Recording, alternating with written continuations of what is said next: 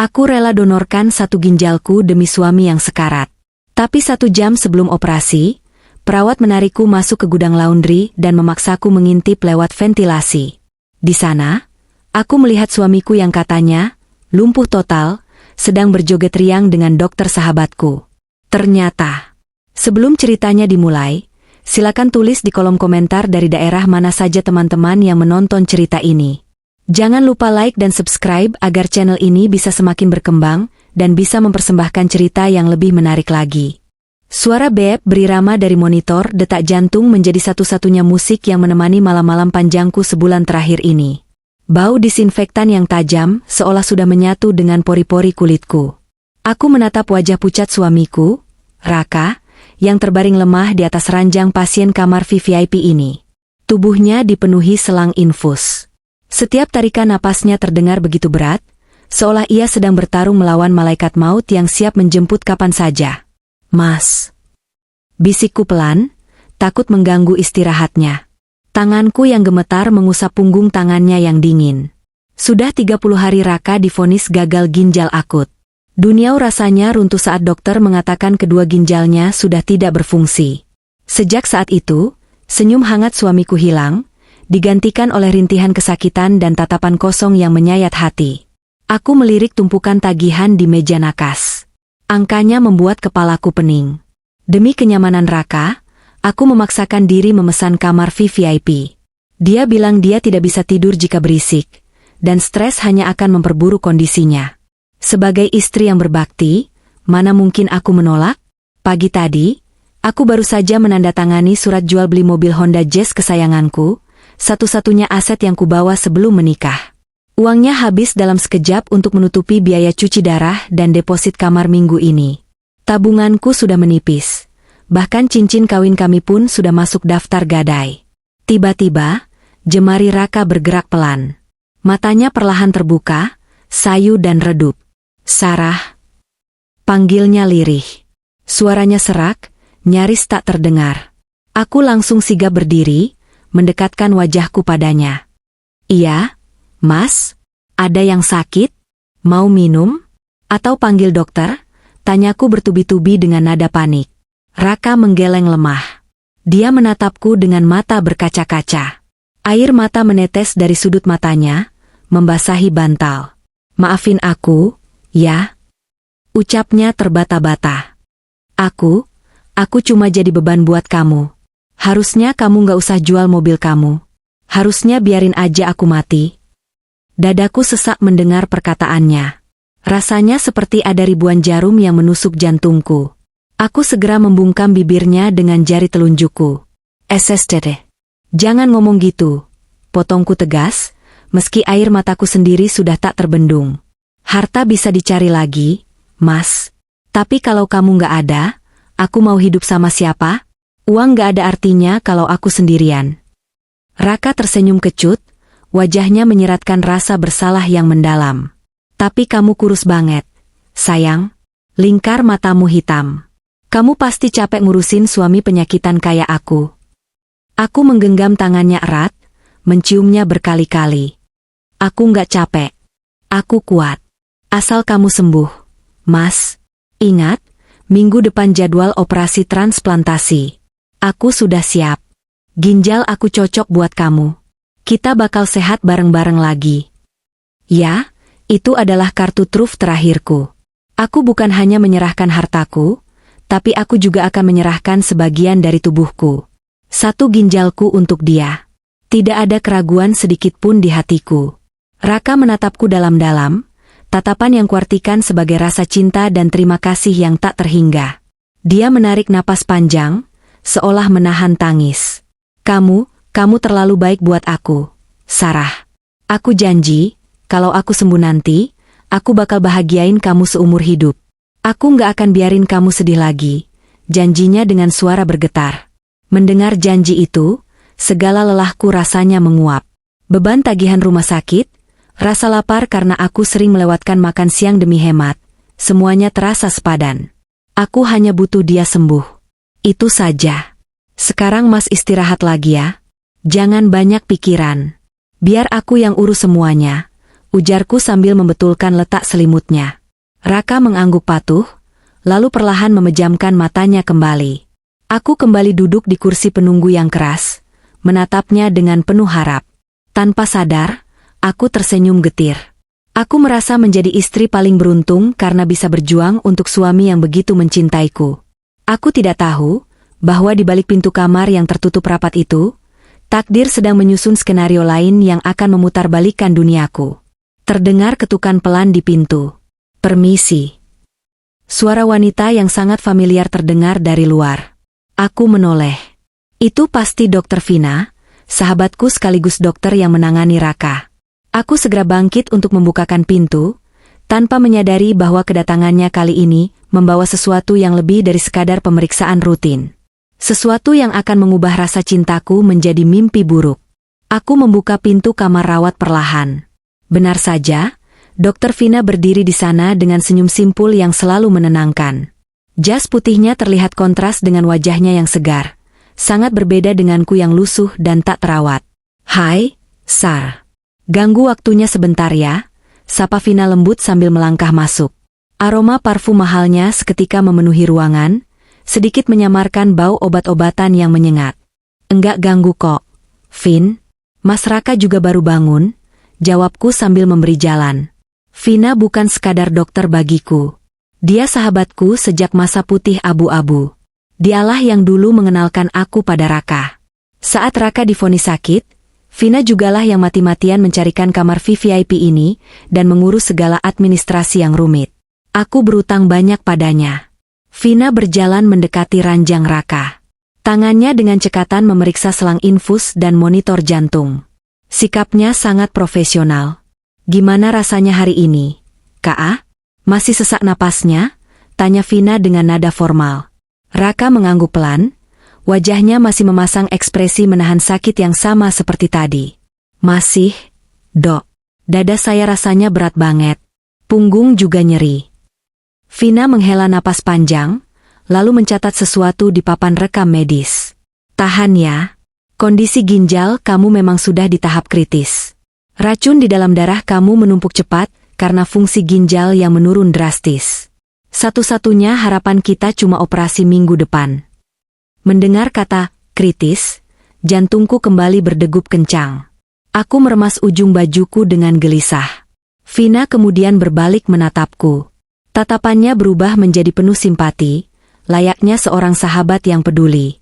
Dia meraih pundakku dan menatapku lekat. "Sar, kamu siap, kan? Ingat, donor ginjal itu bukan prosedur main-main.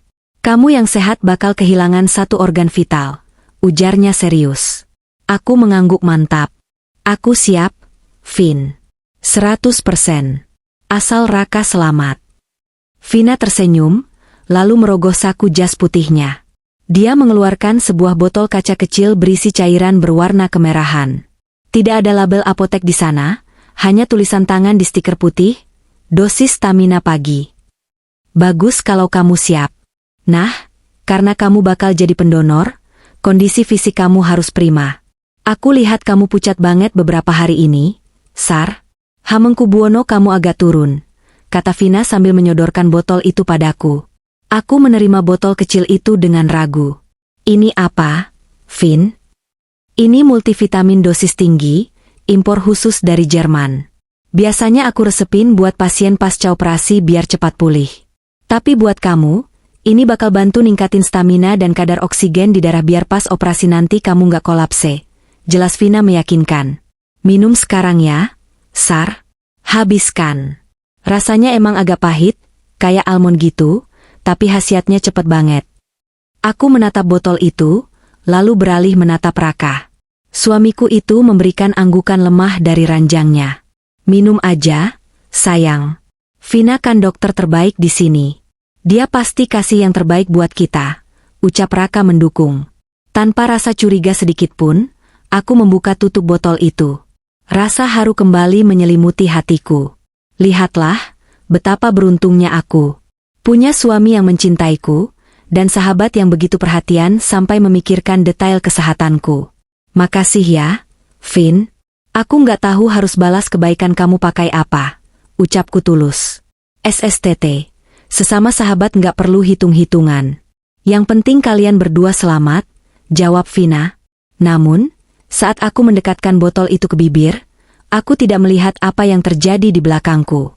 Entah hanya perasaanku atau bias cahaya lampu, sekilas aku melihat Vina mengedipkan sebelah matanya ke arah Raka.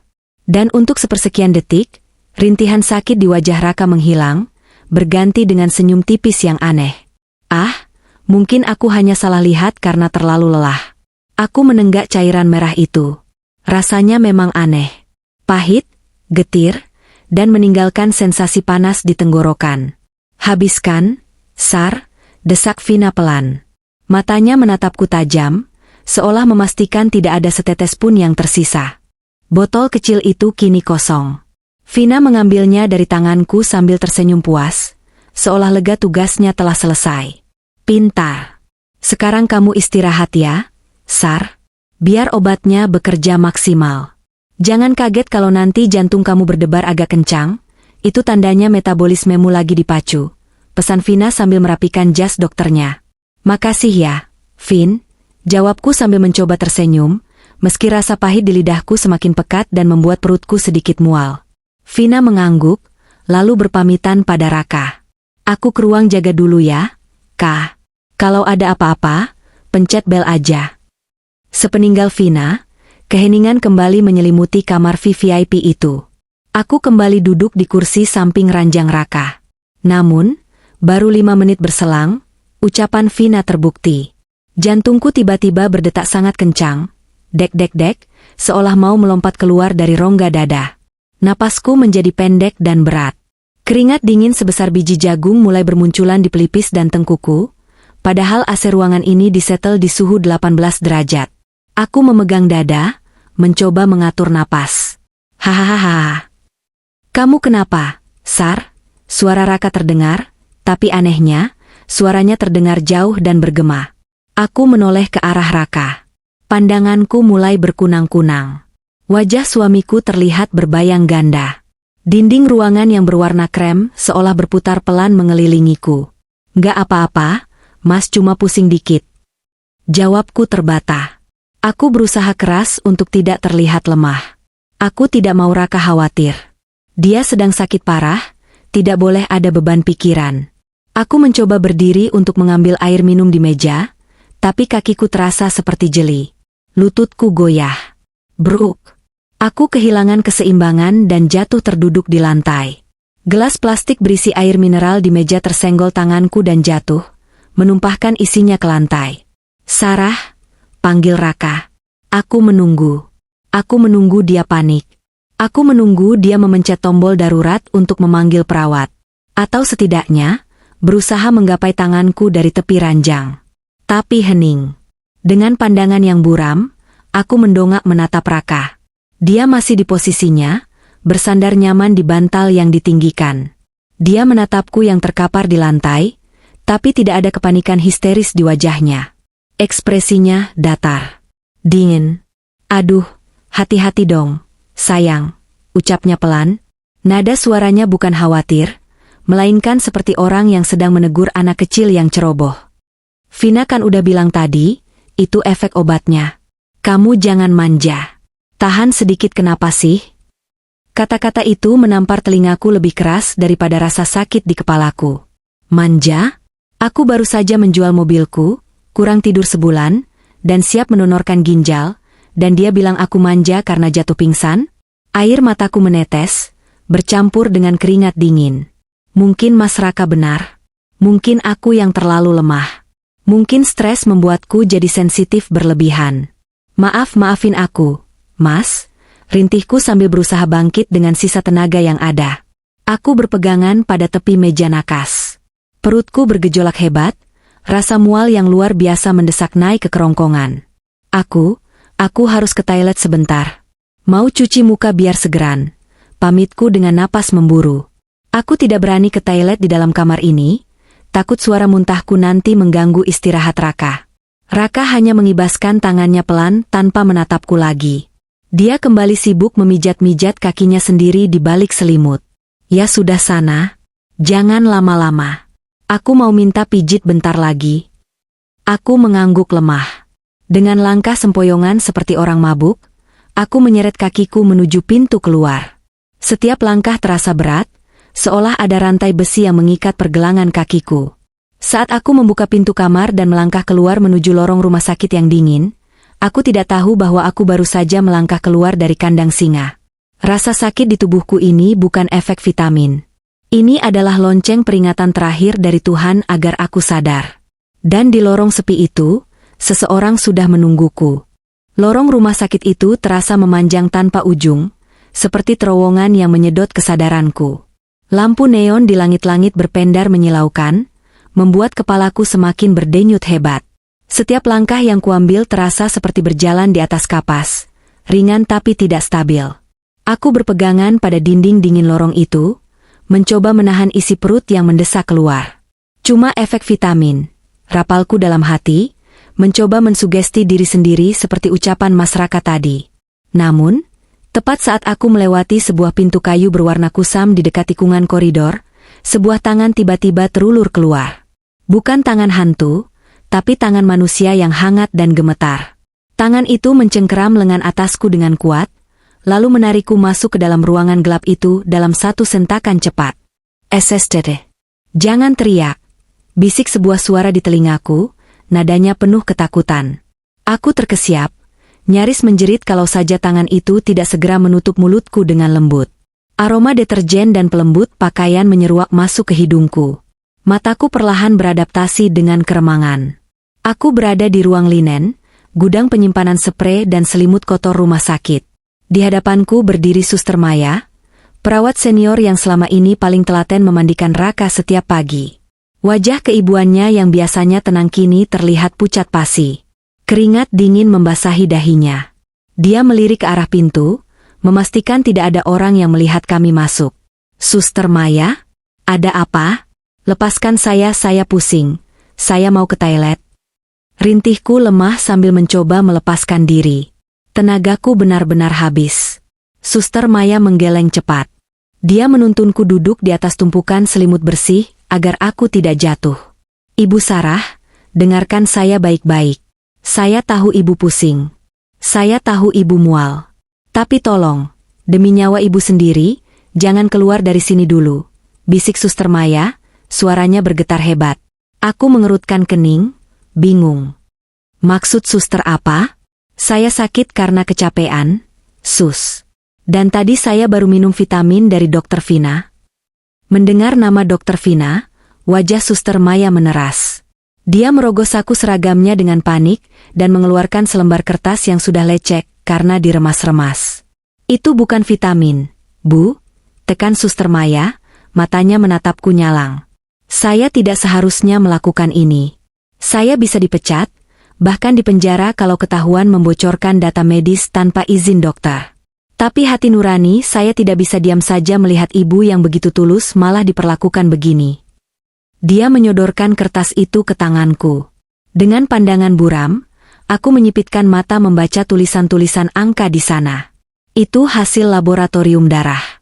Namaku tertera di sana, Sarah Anindita. Lihat angka yang saya lingkari merah itu, Bu, tunjuk Maya. Leukosit tinggi. Zat asing terdeteksi. Aku mengejak pelan, tidak mengerti istilah medis. Ini artinya apa, Sus?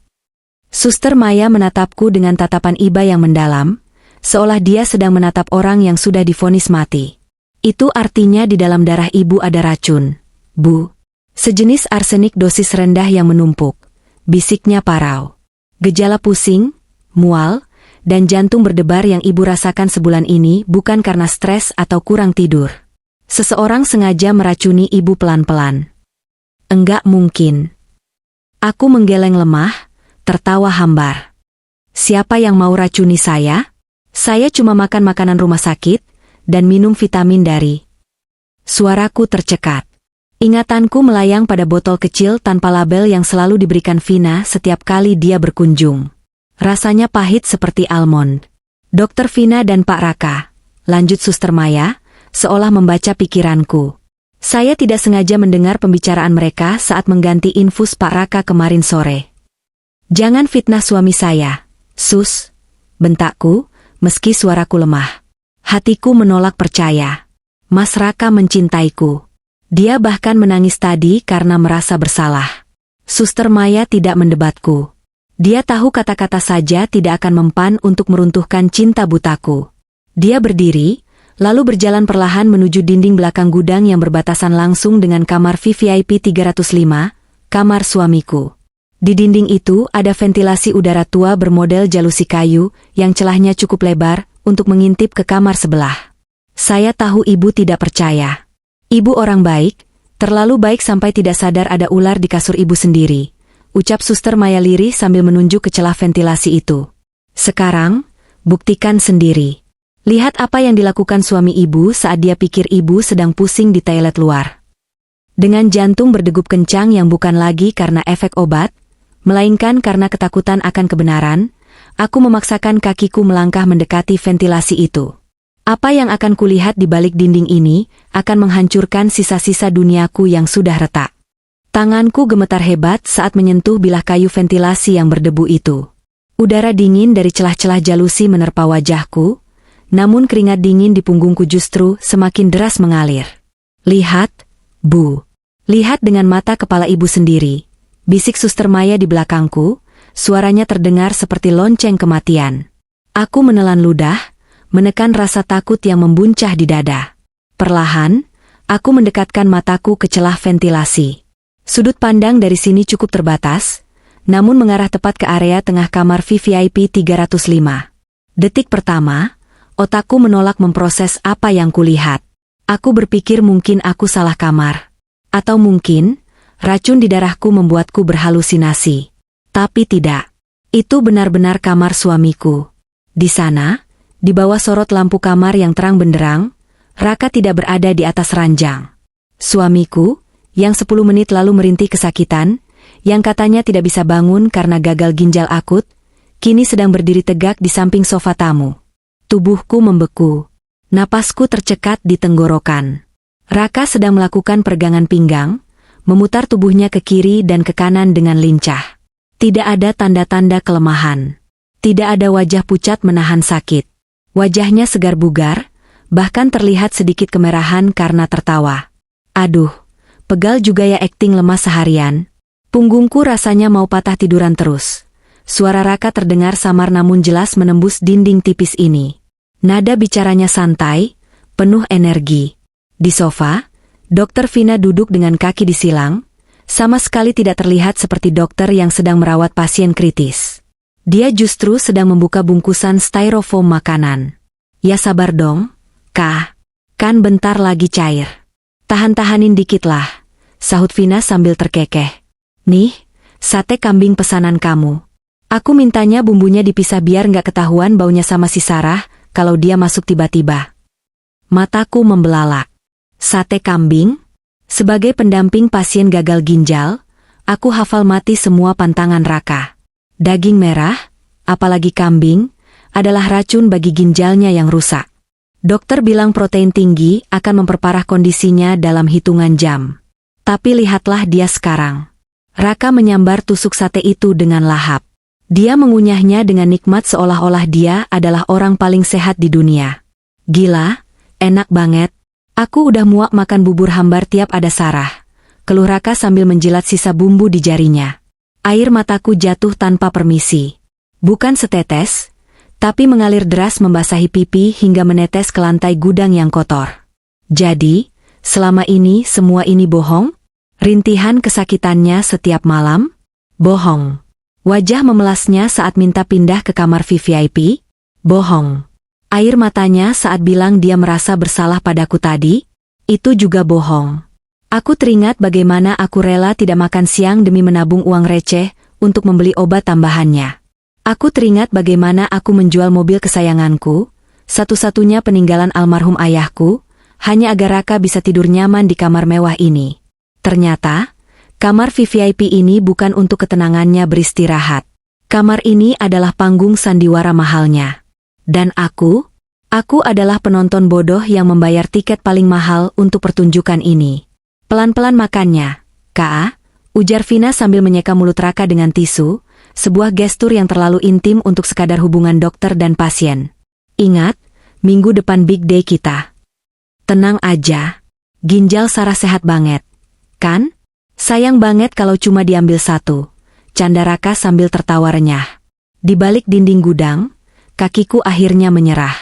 Aku merosot pelan ke lantai, membekap mulutku kuat-kuat dengan kedua tangan agar isak tangisku tidak meledak keluar. Rasanya sakit sekali. Jauh lebih sakit daripada tusukan jarum infus manapun. Hatiku hancur berkeping-keping melihat pria yang kucintai lebih dari nyawaku sendiri. Ternyata sedang merayakan penderitaanku bersama sahabatku. Suster Maya berjongkok di sampingku, merangkul bahuku yang terguncang hebat. Dia tidak berkata apa-apa, hanya membiarkanku menangis dalam diam, menumpahkan rasa sakit yang tak terlukiskan ini. Namun, di tengah kehancuran itu, satu kalimat Raka terngiang di kepalaku, sayang banget kalau cuma diambil satu. Kalimat itu menyadarkanku. Ini bukan sekadar perselingkuhan. Ini bukan sekadar pura-pura sakit demi uang. Mereka merencanakan sesuatu yang jauh lebih mengerikan untukku minggu depan. Di balik dinding gudang yang lembab itu, aku memaksakan diri untuk kembali mengintip. Rasa sakit di hatiku memang tak tertahankan. Tapi rasa ingin tahu akan nasibku sendiri memaksaku untuk tetap membuka mata dan telinga lebar-lebar. Aku harus tahu seberapa jauh iblis-iblis ini bermain. Vina meletakkan piring sate yang sudah kosong ke atas meja, lalu mengambil tisu basah untuk membersihkan tangan Raka. Gesturnya begitu telaten, seolah dialah istri yang sebenarnya. Jadi, fix ya skenario buat minggu depan?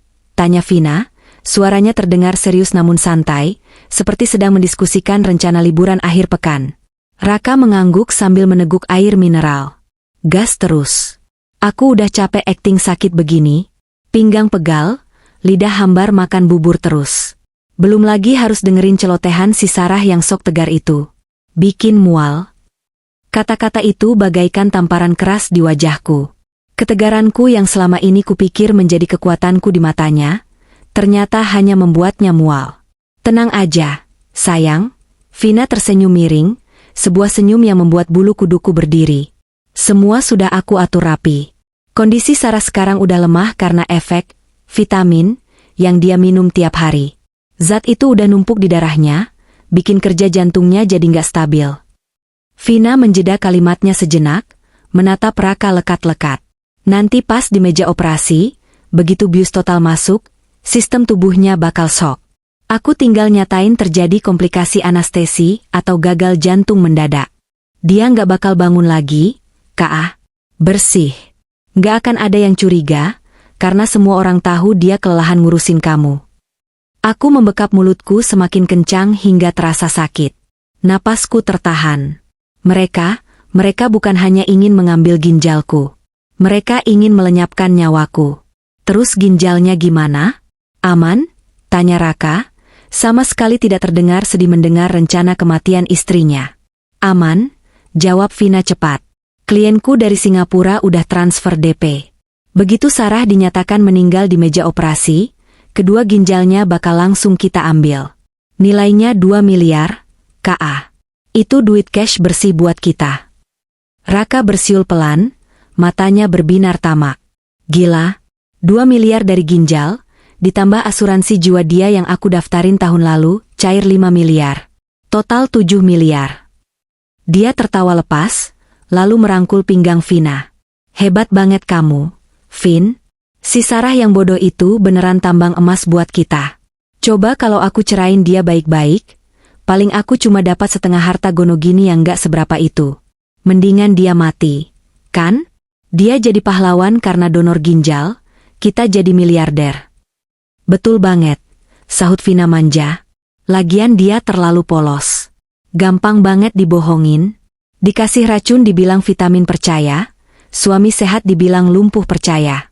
Perempuan sebodoh itu emang gak pantas hidup lama-lama, Kak. Duniaku berputar hebat. Selama ini aku mengira Raka adalah pelindungku. Aku mengira Vina adalah malaikat penolongku. Ternyata, aku hanyalah ternak bagi mereka. Ternak yang dirawat, digemukkan dengan harapan palsu, hanya untuk disembelih dan dijual bagian tubuhnya saat harganya sedang tinggi. Cinta tulusku dibalas dengan racun. Pengorbananku dibalas dengan rencana pembunuhan berencana. Aku menatap Raka dari celah itu untuk terakhir kalinya. Wajah tampan yang dulu kucintai setengah mati, kini terlihat seperti monster yang menyeramkan. Tidak ada lagi Raka suamiku di sana. Pria itu sudah mati bersamaan dengan matinya rasa percayaku. Suster Maya menarik bahuku pelan, memberi kode untuk menjauh dari ventilasi sebelum suara tangisku pecah dan terdengar oleh mereka. Aku menurut. Aku menyeret tubuhku mundur menjauhi dinding itu. Di sudut gudang yang gelap, di antara tumpukan kain kotor, aku merasa menjadi manusia paling menyedihkan di muka bumi. Tapi di saat yang sama, rasa takut akan kematian mulai membakar sisa-sisa kewarasanku. Aku tidak boleh mati di meja operasi itu. Aku tidak mau mati konyol demi memperkaya pembunuhku. Tubuhku merosot di sudut gudang linen yang pengap. Di antara tumpukan sprei kotor yang berbau keringat dan obat-obatan, aku merasa diriku tak jauh berbeda dengan kain-kain ini. Kotor, terbuang, dan tidak berharga. Kata-kata Raka terus berdengung di telingaku seperti tawon yang marah. Istri bodoh. Tambang emas. Perempuan yang gak pantas hidup. Setiap kata itu mengiris hatiku lebih tajam daripada pisau bedah manapun. Aku menangis tanpa suara, memeluk lututku erat-erat. Dadaku sesak, seolah oksigen di ruangan ini habis disedot oleh rasa sakit hatiku. Bayangan wajah orang tuaku di kampung melintas. Betapa bangganya mereka saat menikahkan aku dengan Raka, pria yang mereka pikir akan melindungiku. Ternyata, aku justru menyerahkan nyawaku pada serigala. Suster Maya berjongkok di hadapanku. Dia tidak memaksaku berhenti menangis. Dia hanya menyodorkan sebotol air mineral yang segelnya baru dibuka. Minum, Bu, bisiknya lembut namun tegas. Ibu butuh tenaga. Menangis tidak akan mengubah fakta kalau suami ibu jahat. Aku mendongak, menatap wajah perawat paruh baya itu. Ada ketegasan di matanya yang lelah. Ibu punya dua pilihan sekarang. Lanjut Suster Maya, suaranya pelan tapi menusuk. Keluar dari sini, labrak mereka, lalu mereka pasti akan menyangkal dan bilang ibu halusinasi karena sakit. Atau, ibu hapus air mata itu, berdiri tegak, dan buat mereka membayar setiap tetes darah yang ibu korbankan. Kalimat itu bagaikan air dingin yang disiramkan ke wajahku. Benar. Kalau aku masuk ke sana sekarang sambil meraung-raung marah, Raka dan Vina pasti akan memutarbalikkan fakta. Vina adalah dokter, dia punya kuasa medis. Dia bisa dengan mudah menyuntikku obat penenang, dan menyatakan aku mengalami gangguan jiwa atau histeria. Aku akan kalah. Dan minggu depan, aku akan tetap mati di meja operasi itu. Tidak. Aku tidak boleh mati konyol. Perlahan, rasa sedih yang melumpuhkan itu mulai berganti rupa. Rasa perih di dada berubah menjadi panas yang membakar. Itu adalah amarah. Bukan amarah yang meledak-ledak, tapi amarah dingin yang membeku di sumsum tulang. Aku mengambil botol air dari tangan Suster Maya, dan meneguknya hingga setengah. Kesegaran air itu membilas rasa pahit di tenggorokan, sekaligus membilas sisa-sisa kenaifanku. Dengan tangan gemetar namun pasti, aku menghapus air mataku. Aku merapikan rambutku yang berantakan. Aku menarik napas dalam-dalam, mengisi paru-paruku dengan keberanian baru. Suster benar, suaraku terdengar parau, tapi tidak lagi cengeng. Saya nggak boleh lemah. Kalau saya lemah, mereka menang. Suster Maya tersenyum tipis, sorot matanya bangga. Itu baru wanita kuat. Jadi, apa rencana ibu? Mau lapor polisi sekarang? Aku menggeleng pelan. Mataku menatap pintu gudang dengan tajam. Polisi butuh bukti kuat. Sus. Rekaman suara saja mungkin kurang. Mereka orang pintar, pasti punya 1000 alibi. Jawabku dingin. Otakku mulai berputar cepat, menyusun kepingan strategi. Saya butuh bukti yang tidak bisa dibantah. Bukti yang akan membuat mereka tidak bisa berkutik, bahkan di depan Tuhan sekalipun. Aku teringat HP lamaku yang masih tersimpan di tas tangan di dalam kamar. HP itu punya kamera yang cukup bagus dan baterai yang awet. Saya akan kembali ke kamar itu, kataku mantap.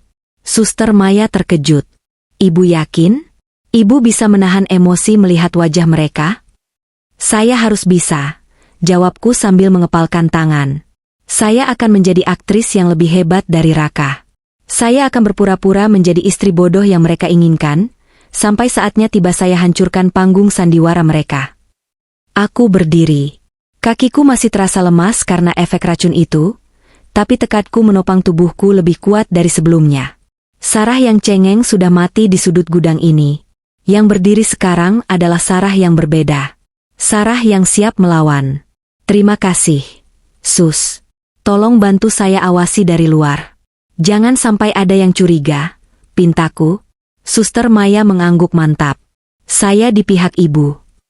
Aku melangkah menuju pintu. Sebelum memutar gagang pintu, aku menarik sudut bibirku, membentuk senyum palsu yang paling manis. Aku siap kembali masuk ke kandang singa, bukan untuk dimangsa, tapi untuk menjadi pemburu. Aku berdiri di depan pintu kamar 305, menarik napas panjang untuk menenangkan detak jantungku yang masih berpacu liar.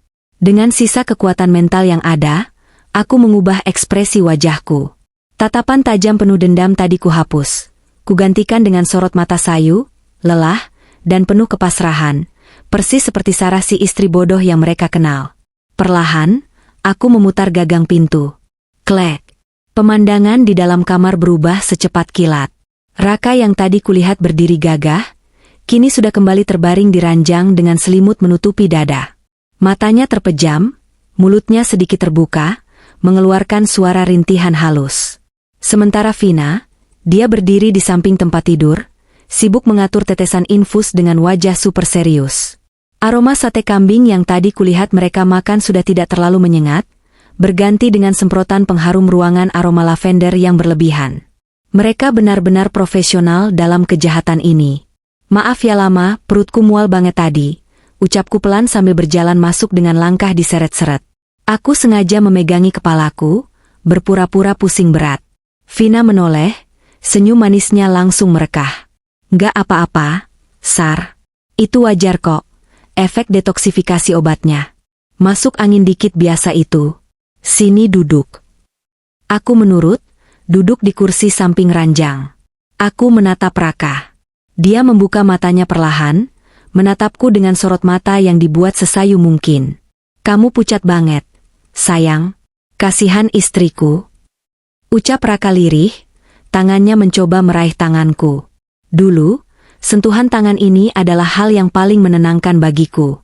Tapi sekarang, saat kulitnya bersentuhan dengan kulitku, rasanya aku ingin muntah.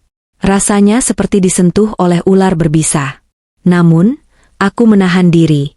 Aku membiarkan tanganku digenggam oleh calon pembunuhku. Aku nggak apa-apa, Mas. Cuma agak keliengan, jawabku lembut. Mas Raka gimana?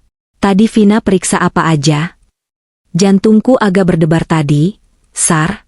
Tapi dokter Vina bilang itu karena aku cemas mau operasi. Untung ada dia yang nenangin, jawab Raka tanpa berkedip. Kebohongan mengalir begitu lancar dari bibirnya. Iya, Sar. Kondisi Raka memang naik turun. Makanya kamu harus sehat biar minggu depan lancar. Obat tadi udah bereaksi kan? Badan kamu terasa lebih ringan? Tanya Vina memancing. Aku mengangguk lemah. Iya, Vin. Rasanya aku melayang. Kayak mau pingsan tapi nggak pingsan. Vina dan Raka saling bertukar pandang sekilas. Tatapan kemenangan. Mereka pikir racun itu sudah bekerja sempurna merusak sarafku. Biarkan saja mereka berpikir begitu. Oh iya, aku mau bersihin meja ini dulu ya. Berantakan banget banyak bunga, kataku sambil berdiri, mengalihkan perhatian. Di meja sudut, ada rangkaian bunga besar, hadiah dari rekan kantor Raka, yang mulai layu. Di sanalah rencanaku bermula.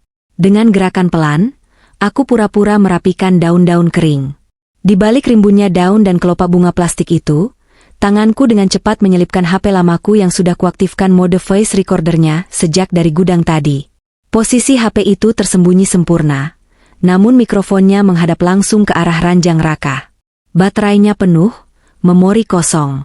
Alat ini akan menjadi saksi bisu setiap rencana busuk yang akan mereka bahas saat aku tidak ada. Sar, kamu jangan capek-capek. Duduk aja, tegur Raka, suaranya terdengar agak tidak sabar. Mungkin dia ingin segera melanjutkan obrolannya dengan Vina tanpa gangguanku. Iya, Mas. Ini udah selesai kok, jawabku sambil kembali duduk. Jantungku berdebar kencang, takut ketahuan. Tapi mereka terlalu sibuk meremehkanku hingga tidak menyadari jebakan kecil itu. Vin, aku titip Raka sebentar ya. Aku mau ke musala dulu, mau berdoa biar hati tenang. Kepalaku pusing banget kalau dengar suara mesin ini.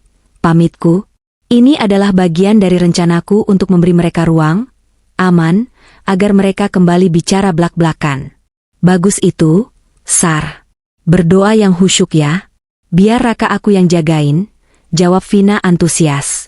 Aku mencium kening Raka sekilas, sebuah ciuman perpisahan untuk suamiku yang dulu. Aku sayang kamu, Mas. Tunggu aku ya.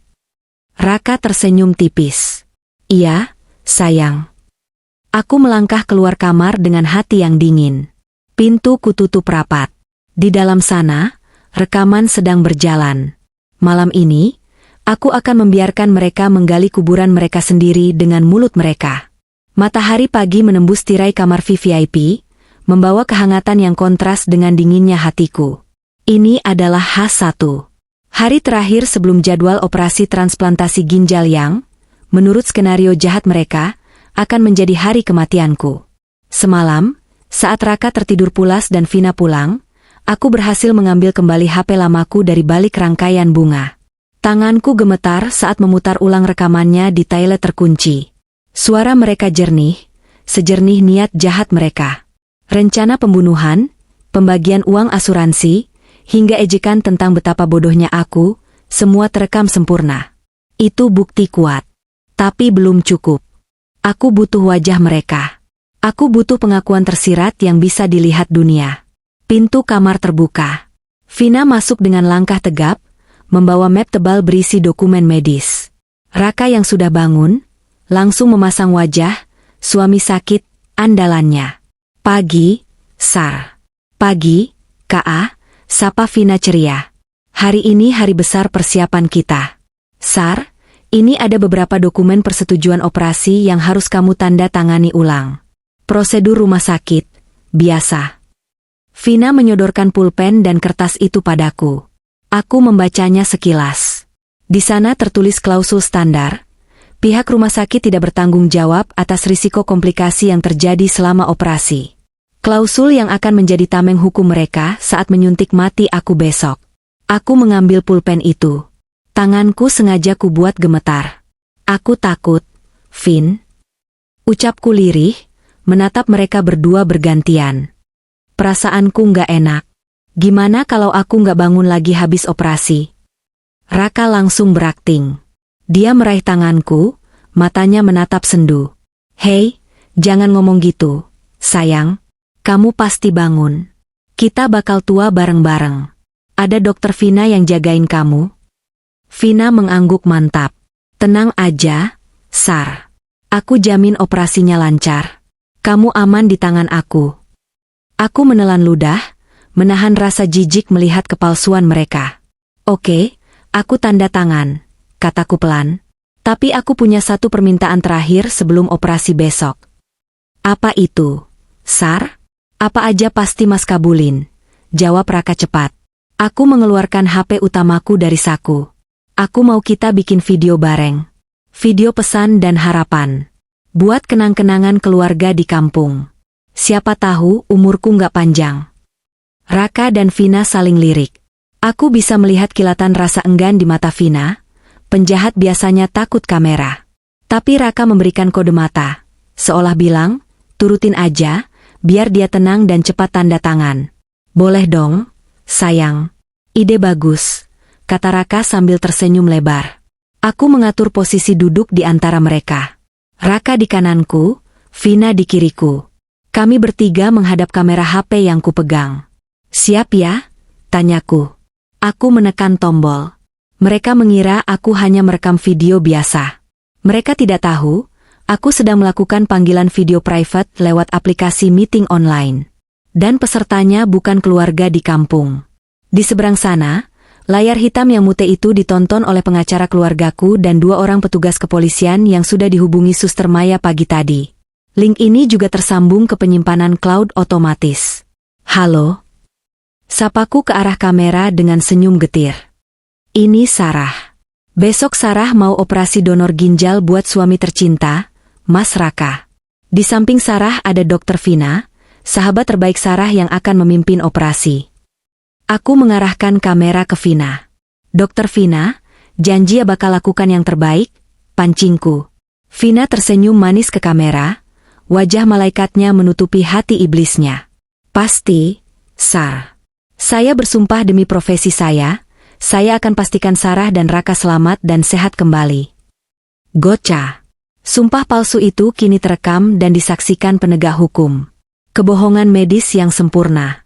Lalu aku beralih ke Raka. Mas Raka, kalau operasinya berhasil, apa harapan Mas buat kita? Raka menatap kamera dengan mata berkaca-kaca buatan. Mas cuma mau kamu sehat. Sar, Mas nggak butuh apa-apa lagi selain kamu. Uang, harta, itu nggak penting. Yang penting kamu ada di sisi Mas selamanya. Hatiku mencelos mendengar ironi itu. Dia bilang uang tidak penting, padahal dia mau membunuhku demi 7 miliar. Makasih ya, Mas, Vin. Video ini akan jadi saksi betapa sayangnya kalian sama aku. Tutupku penuh arti. Aku mematikan layar HP. Senyumku masih mengembang, tapi mataku menatap mereka dingin. Jebakan sudah terpasang. Bukti audio rencana pembunuhan sudah dikirim, dan kini bukti visual wajah mereka yang berbohong tentang prosedur medis sudah diamankan. Nah, sudah kan? Sini tanda tangannya, tagih Vina tidak sabar. Aku menandatangani kertas itu dengan mantap. Bukan tanda tangan penyerahan nyawa, tapi tanda tangan dimulainya perang. Selesai, ucapku sambil menyerahkan map itu. Sampai ketemu besok di meja operasi, Dokter Vina. Vina tersenyum puas, merasa rencananya berjalan mulus. Dia tidak tahu, besok meja operasi itu bukan untukku, tapi untuk menguliti kejahatan mereka. Malam telah larut. Hujan gerimis mulai turun membasahi jendela kamar VVIP, menciptakan suasana hening yang mencekam. Di dalam ruangan, Raka sudah kembali berbaring santai sambil memainkan ponselnya. Sementara Vina duduk di sofa sambil menyesap kopi, seolah enggan pulang meski jam kunjungan sudah habis. Mereka terlihat tenang. Sangat tenang untuk ukuran orang yang besok akan melakukan eksekusi mati terhadap seseorang. Aku berdiri di dekat meja pantry kecil di sudut kamar, mengaduk 3 cangkir teh hangat. Aroma melati menguar, namun bagiku baunya seperti aroma perpisahan. Mas, Vin, minum dulu tehnya. Biar hangat, tawarku pelan sambil membawa nampan. Aku meletakkan cangkir itu di meja. Raka tersenyum lebar, senyum yang besok tidak akan pernah kulihat lagi. Makasih ya, istriku. Kamu emang paling perhatian. Besok habis operasi, gantian aku yang layani kamu. Iya, Sar. Kamu istirahat gih. Jangan begadang, tambah Vina tanpa dosa. Aku tidak menjawab. Aku hanya menarik kursi, lalu duduk tepat di hadapan mereka berdua. Aku menatap wajah Raka, lalu beralih ke Vina. Tatapanku kosong, namun menusuk. Kenapa, Sar? Kok liatin kita kayak gitu? Tanya Raka risih, meletakkan ponselnya. Aku tersenyum tipis. Sangat tipis. Aku cuma lagi mikir. Mas, hidup itu lucu ya. Kadang kita pikir kita sutradaranya, padahal kita cuma aktor di panggung orang lain. Vina mengerutkan kening, gelas kopinya terhenti di udara. Maksud kamu apa, Sar? Kamu ngelantur ya karena tegang besok mau operasi. Aku menggeleng pelan. Tanganku merogoh saku, mengeluarkan ponselku. Dengan gerakan tenang, aku membuka aplikasi casting layar yang tersambung ke Smart TV besar yang menggantung di dinding tepat di depan ranjang Raka. Aku punya tontonan bagus buat kalian. Anggap saja hiburan sebelum tidur. Ucapku datar. Klik. Layar TV menyala. Bukan film, bukan acara musik. Layar itu menampilkan visualisasi gelombang suara dari sebuah file audio. Raka dan Vina saling pandang, bingung.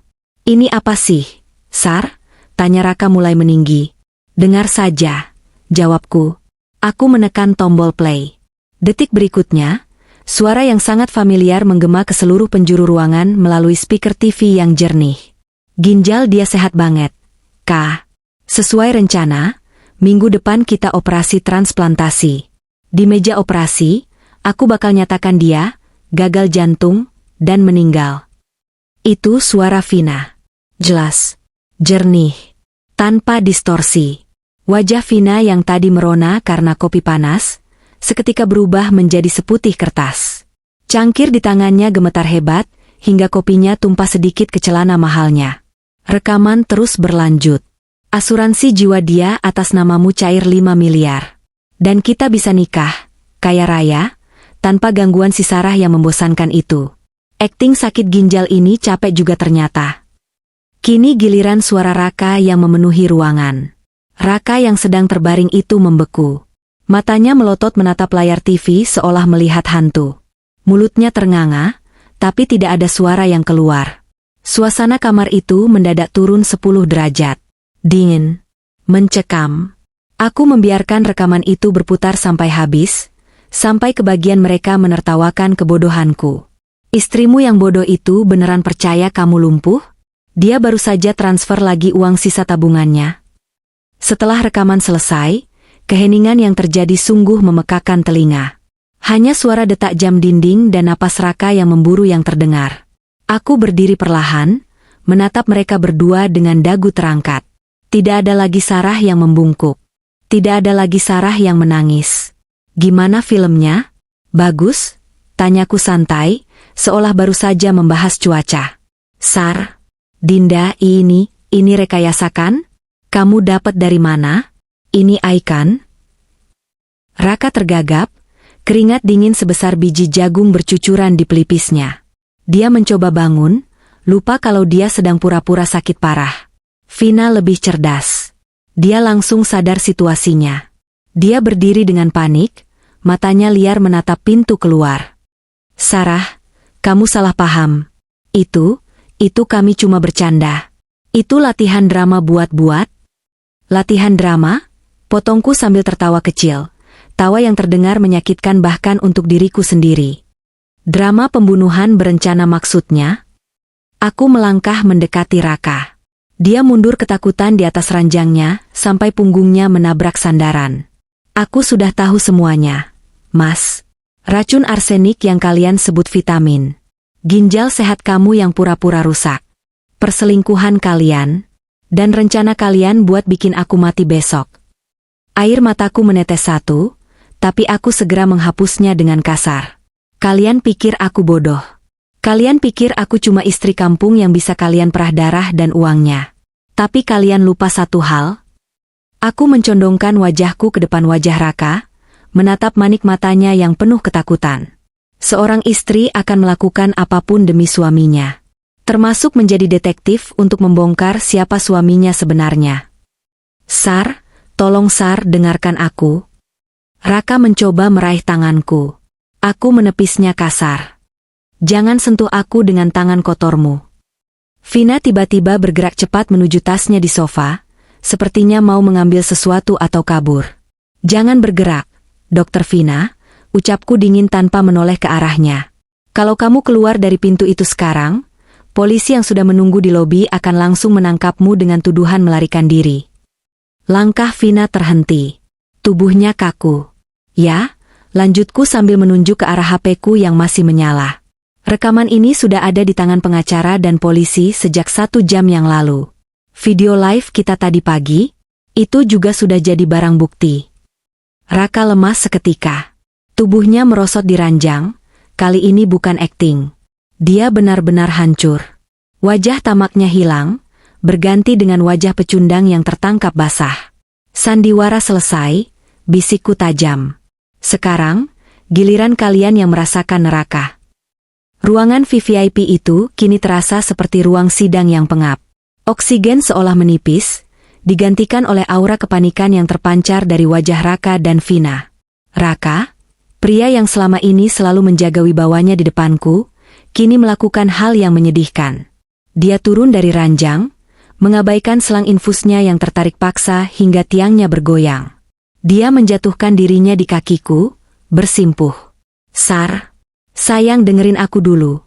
Suaranya bergetar hebat, air mata buayanya tumpah. Aku hilaf, Sar. Sumpah. Ini semua ide Vina. Dia yang ngeracunin pikiran aku. Dia bilang kita butuh uang buat bayar utang judi aku. Tolong jangan lapor polisi, Sar. Kita bisa mulai dari nol lagi. Mendengar namanya disebut, Vina yang berdiri kaku di dekat sofa langsung meledak. Heh, enak aja lo ngomong, teriak Vina, wajah cantiknya berubah beringas. Lo yang datang ke gue minta racun. Lo yang bilang muak sama istri kampung lo ini. Jangan cuci tangan ya, bangsat. Aku menatap drama saling tuduh di hadapanku dengan tatapan jijik. Mereka seperti dua tikus yang saling gigit saat kapal mulai karam. Cukup, potongku datar. Aku mundur selangkah, menjauhkan kakiku dari jangkauan tangan Raka. Simpan drama kalian buat hakim. Vina, menyadari situasinya semakin buruk, nekat mengambil langkah 1000. Dia menyambar tasnya dan berlari menuju pintu keluar. Minggir, gue nggak mau ikut campur urusan rumah tangga gila ini. Tapi, baru saja tangannya menyentuh gagang pintu itu sudah lebih dulu terbuka lebar dari luar. Brak! Vina terdorong mundur, nyaris terjungkal. Di ambang pintu, berdiri sosok yang membuat wajah Raka berubah dari pucat menjadi abu-abu. Bukan polisi berseragam yang masuk pertama kali, melainkan seorang wanita tua dengan wajah basah oleh air mata, didampingi oleh Suster Maya. Itu Ibu Harti, ibu kandung Raka. Dan di belakangnya, berdiri bapak dan ibuku yang menatap dengan sorot mata hancur. Ibu. Raka tercekat. Lidahnya keluh. Ibu Harti berjalan perlahan masuk ke dalam ruangan. Langkahnya gemetar, ditopang oleh Suster Maya. Dia menatap anak kebanggaannya yang kini bersimpuh di lantai seperti pecundang. Ibu. Raka mencoba bangkit, merentangkan tangan ingin memeluk ibunya. Ibu tolong Raka, Bu. Sarah fitnah Raka. Plak. Suara tamparan keras menggema di seluruh ruangan, menghentikan kalimat dusta Raka. Tangan keriput Ibu Harti melayang ke pipi Raka. Itu bukan tamparan kebencian, tapi tamparan penuh kekecewaan yang mendalam. Raka terdiam, memegang pipinya yang memerah. Ibu tidak pernah melahirkan pembunuh.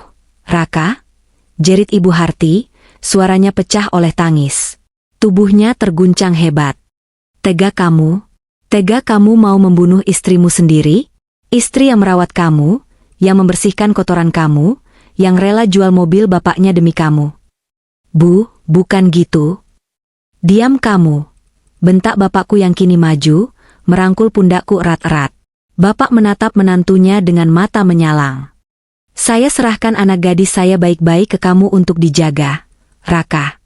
Bukan untuk kamu jual ginjalnya. Binatang saja tahu balas budi, masa kamu manusia tidak punya hati? Raka membisu. Kehadiran orang tua kami adalah pukulan telak yang meruntuhkan sisa-sisa pertahanannya. Dia bisa membohongi polisi, dia bisa membohongi dokter, tapi dia tidak bisa membohongi tatapan kecewa ibunya sendiri. Vina yang mencoba menyelinap keluar di tengah keributan itu, langsung dihadang oleh 2 petugas keamanan rumah sakit yang baru saja muncul di belakang orang tua kami. Dokter Vina, tanya salah satu petugas keamanan tegas. Pihak manajemen rumah sakit dan kepolisian sudah menunggu di lobi. Izin praktik Anda dibekukan mulai detik ini. Vina lemas. Kakinya menyerah. Dia terduduk di lantai, menutupi wajahnya dengan tangan, menangis histeris. Bukan tangis penyesalan, tapi tangis ketakutan karena karirnya hancur. Aku menatap kekacauan itu dengan hati yang terasa kosong. Tidak ada rasa puas yang meluap-luap seperti di film. Yang ada hanya rasa lelah yang luar biasa. Ibu Harti berbalik menatapku, lalu memelukku erat-erat. Maafin ibu, Nak Sarah. Maafin ibu gagal didik anak. Isaknya di bahuku. Aku membalas pelukan mertuaku. Ini bukan salah ibu. Raka yang memilih jalannya sendiri. Aku menatap Raka yang kini menunduk dalam, tidak berani mengangkat wajahnya. Kehancuran harga dirinya di depan ibunya jauh lebih menyakitkan daripada vonis penjara manapun. Dia kehilangan segalanya dalam satu malam. Hartanya, karirnya, selingkuhannya, ibunya, dan istri yang tulus mencintainya. Kalian dengar itu? Tanyaku pelan, memecah tangisan mereka. Dari kejauhan, terdengar suara sirine mobil polisi mendekat, semakin lama semakin jelas. Meraung-raung membelah kesunyian malam rumah sakit. Jemputan kalian sudah datang, ucapku dingin. Siapkan diri kalian. Karena di penjara nanti, tidak ada kamar VIP. Derap langkah sepatu Lars petugas kepolisian memenuhi lorong rumah sakit, menenggelamkan isak tangis Vina yang masih terduduk lemas di lantai. 2 orang polisi berseragam lengkap masuk ke dalam kamar VIP 305, diikuti oleh seorang petugas reserse berpakaian preman. Suasana ruangan itu membeku. Raka, yang tadi bersimpuh di kaki ibunya, kini perlahan berdiri dengan tubuh gemetar. Wajahnya pucat pasi, tak ada lagi sisa-sisa kesombongan yang dulu selalu ia banggakan. Saudara Raka dan saudari Vina, ucap petugas reserse itu tegas sambil menunjukkan surat perintah. Anda kami tangkap atas dugaan percobaan pembunuhan berencana, penipuan asuransi, dan malpraktik medis. Anda punya hak untuk diam, tapi segala yang Anda katakan bisa digunakan melawan Anda di pengadilan. Bunyi klik dari borgol besi yang mengunci pergelangan tangan Raka terdengar begitu nyaring di telingaku. Suara itu menandai akhir dari pernikahanku, sekaligus akhir dari penderitaanku. Saat Raka digiring melewati aku, dia sempat berhenti sejenak. Matanya menatapku, basah dan merah. Sar, bisiknya parau. Aku minta maaf. Aku menatapnya lurus, tanpa kebencian yang meledak-ledak, hanya rasa dingin yang hampa. Simpan maafmu, Mas. Tuhan mungkin memaafkan, tapi hukum tidak. Ginjal ini, aku menyentuh pinggangku, akan tetap utuh di badanku. Bukan untuk dijual demi keserakahanmu. Raka menunduk. Polisi membawanya pergi. Vina menyusul di belakangnya, menutupi wajahnya dengan blazer dari sorotan kamera HP, beberapa pasien lain yang penasaran di lorong. Kamar VIP itu kini hening. Hanya tersisa aku, Bapak, Ibu, Ibu Harti, dan Suster Maya. Ibu Harti memelukku sekali lagi, lalu pamit pulang dengan langkah gontai. Hati seorang ibu pasti hancur melihat anaknya diborgol, tapi beliau tahu keadilan harus ditegakkan. Aku membereskan barang-barangku. Baju ganti, peralatan mandi, dan sisa-sisa kenangan pahit di ruangan ini kumasukkan ke dalam tas. Saat aku mengambil bingkai foto pernikahan kami yang sempat kupajang di meja nakas, aku terdiam sejenak. Di foto itu, Raka tersenyum begitu manis. Dulu aku pikir itu senyum ketulusan, ternyata itu topeng aktor terbaik yang pernah kutemui. Bu Sarah, panggil suara lembut. Aku menoleh. Suster Maya berdiri di sana sambil tersenyum hangat.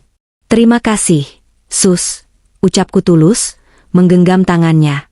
Kalau suster nggak narik saya ke gudang laundry waktu itu, mungkin sekarang saya sudah jadi mayat di kamar mayat. Suster Maya menggeleng pelan. Ibu yang hebat. Ibu yang berani melawan. Saya cuma perantara Tuhan yang kebetulan lewat. Pulanglah, Bu. Hidup ibu baru saja dimulai lagi. Aku mengangguk mantap. Aku membuang bingkai foto pernikahan itu ke tempat sampah di sudut ruangan. Bunyi kerak kaca pecah menjadi simbol bahwa aku telah memutus ikatan beracun ini selamanya. Aku keluar dari kamar 305. Bapak dan ibu mengapitku di kiri dan kanan, menjadi pelindungku yang sesungguhnya. Kami berjalan menyusuri lorong rumah sakit yang panjang menuju pintu keluar. Di luar, matahari pagi baru saja terbit. Sinarnya menerobos masuk lewat pintu kaca lobi, menyilaukan namun hangat. Udara pagi yang segar menerpa wajahku, menggantikan bau obat-obatan dan kebohongan yang selama sebulan ini mengurungku. Aku menarik napas panjang, mengisi paru-paruku dengan oksigen kebebasan. Memang, hatiku terluka. Pernikahanku hancur. Mobilku hilang. Tabunganku ludes. Tapi aku masih punya hal yang paling berharga. Nyawaku, keluargaku, dan harga diriku. Aku selamat dari rencana pembunuhan orang yang paling kucintai. Aku berhasil membongkar kebusukan mereka tanpa harus mengotori tanganku dengan darah. Aku melangkah pasti menembus sinar matahari pagi. Tidak ada lagi Sarah yang bodoh. Tidak ada lagi Sarah yang naif. Luka ini akan sembuh, dan akan menjadi pengingat bahwa wanita yang kuat bukanlah wanita yang tidak pernah menangis, tapi wanita yang mampu menyeka air matanya dan menuntut keadilan. Selamat tinggal, Mas Raka. Selamat membusuk di penjara. Dan selamat datang kembali, Sarah.